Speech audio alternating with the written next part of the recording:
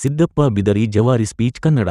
ಕನ್ನಡ ಮಣ್ಣಾಗ ಮತ್ತೆ ಹುಟ್ಟತೀನಿ, ಈ ಕನ್ನಡ ಮಣ್ಣಾಗ ಮತ್ತೆ ಹುಟ್ಟತೀನಿ ಅಂತ ಹೇಳ್ತಾ ನಮ್ಮ ರೈತರ, ನೀವೆಲ್ಲರೂ ರೈತರ ಮಕ್ಕಳಿದಿರಿ, ನೀವೆಲ್ಲರೂ ರೈತರ ಮಕ್ಕಳಿದಿರಿ. ರೈತರ ಮಕ್ಕಳಿಗೆ ಯಾರು ಅನ್ಯಾಯ ಮಾಡ್ತಾರ ಅವ್ರಿಗೆ ಎಂದೂ ಜಯ ಆಗುವುದಿಲ್ಲ. ದಯಮಾಡಿ ನೀವೆಲ್ಲ ತಿಳ್ಕೋರಿ, ರೈತ ಏನಾರ ಮರಗಿದ್ರ ಅವ್ರ ಪಾಪ ನಿಮಗೆ ಬಿಡುವುದಿಲ್ಲ, ಅವ್ರ ಪಾಪ ನಿಮಗೆ ಬಿಡುವುದಿಲ್ಲ.